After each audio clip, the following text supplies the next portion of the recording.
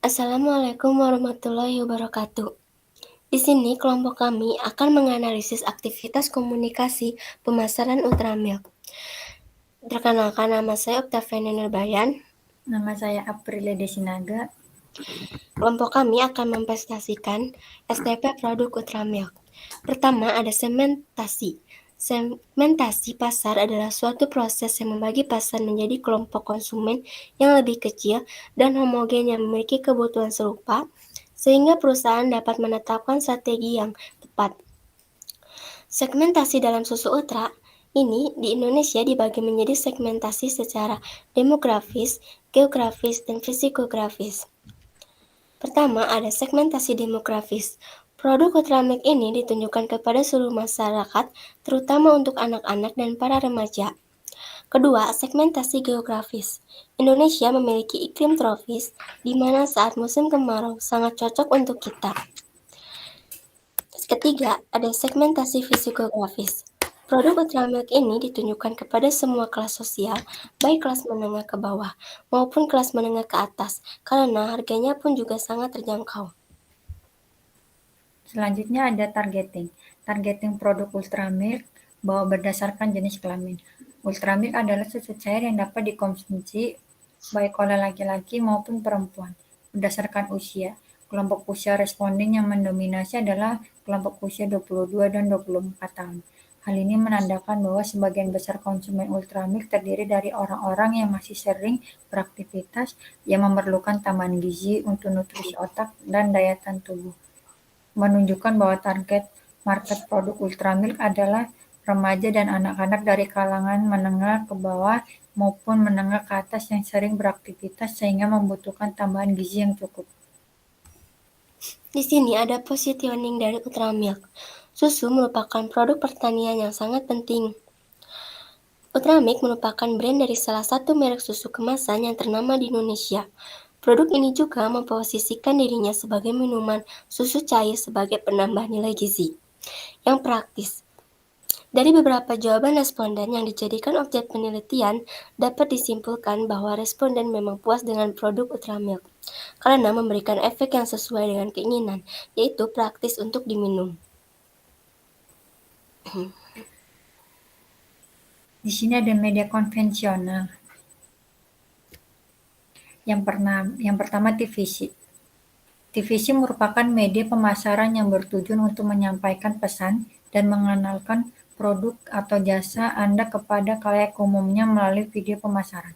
Tujuannya menjadi media promosi suatu barang dan jasa untuk menarik para minat konsumen, membuat para sponsor atau rumah produksi iklan untuk berlomba-lomba dalam menciptakan sebuah karya yang terbaik dan menarik pada khalayak umumnya. Kelebihan TVC, mampu menjangkau konsumen satu persatu dalam iklan televisi. Ketika seorang pembicara atau endorse mendukung keunggulan suatu produk, mempunyai kemampuan untuk muncul tanpa diharapkan yang tidak sejajar dengan media lainnya, memiliki kemampuan yang unik untuk mendemonstrasikan penggunaan produk. Kekurangan TVC, kesulitan teknis. Jadwal tayang iklan di televisi tidak mudah diubah sehingga seringkali tidak fleksibel dan memberikan ekspektasi yang terlalu tinggi terhadap produk. Media konvensional poster. Poster adalah suatu media publikasi yang memadukan antara tulisan, gambar, dan kombinasi keduanya dengan tujuan untuk memberikan informasi kepada khalayak. Umumnya, poster ditempelkan di tempat strategis yang dilewati banyak orang, misal di dinding, di pinggir jalan, mading sekolah, dan lainnya. Poster tersebut dapat berupa imbauan atau tawaran barang serta jasa. Tujuan komunikasi dapat menjadi alat untuk promosi, memberikan pengumuman atau informasi kepada masyarakat umum. Tujuan pertama poster adalah mengumumkan atau memperkenalkan suatu informasi. Dengan tujuan mengumumkan atau memperkenalkan disebut dengan poster informatif. Kelebihan. Yang pertama berisi pesan singkat sehingga memudahkan audiens untuk mengetahui isi pesan, dapat menarik perhatian khalayak, dan menggunakan bahasa persuasif. Kekurangannya, yang pertama jangkauan target audiens yang sangat kecil pada titik pemasangan tertentu saja. Pembaca kurangnya konsentrasi memperlihatkan poster karena melihat sambil lalu lalang, dan terakhir dapat menimbulkan salah tafsir dari kata-kata atau simbol yang singkat. Yang ketiga, media konvensional katalog. Katalog adalah salah satu strategi yang lebih umum digunakan dalam mempromosikan penjualan barang dan jasa dan biasanya digolongkan sebagai metode penjualan langsung.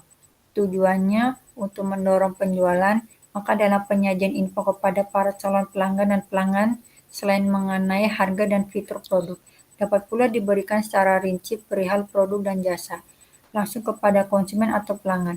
Katalog dapat dibedakan berdasarkan konten dan target yang ingin dicapai. Kelebihan katalog. Yang pertama, lebih menarik dan menampilkan informasi yang dibutuhkan dengan detail pada sebuah halaman.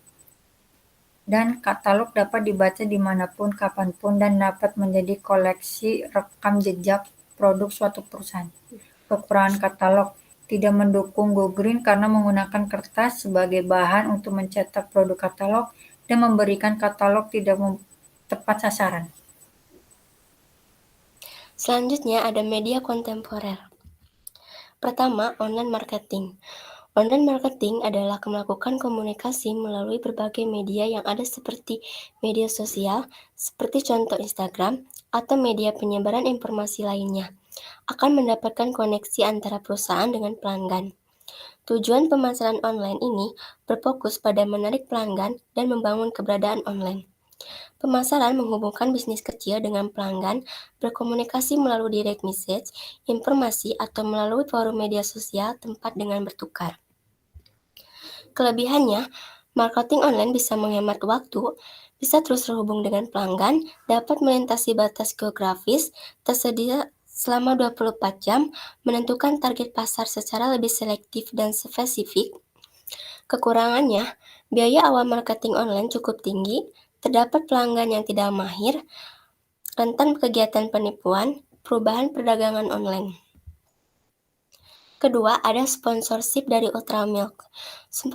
Sponsorship adalah untuk mengkomunikasikan pesan melalui kejadian yang direncanakan. Biasanya, tujuan utama dari event ini adalah untuk mempertahankan citra perusahaan organisasi.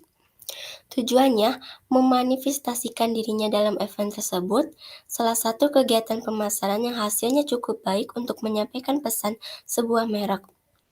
Mengajak konsumer dan potensial konsumer untuk terlibat dalam sebuah event yang diselenggarakan perusahaan.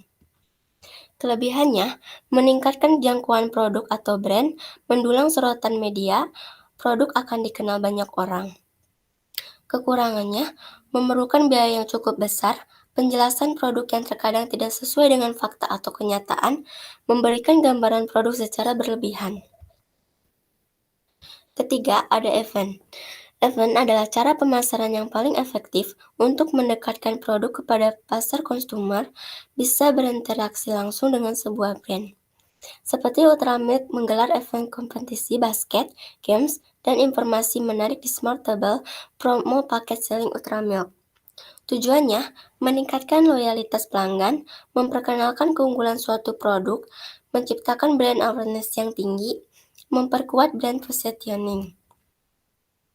Kelebihannya, menciptakan pengalaman events dari event, dapat digunakan sebagai sarana kegiatan, dapat berinteraksi langsung dengan customer, memperkenalkan citra perusahaan, event menjadi sarana edukasi tentang produk ke masyarakat. Kekurangannya, banyak saingan, konsumer datang hanya untuk mengikuti kegiatan eventnya saja, bukan untuk mengenal lebih dalam tentang produk atau jasa perusahaan. Sekian dari kelompok kami. Wassalamualaikum warahmatullahi wabarakatuh.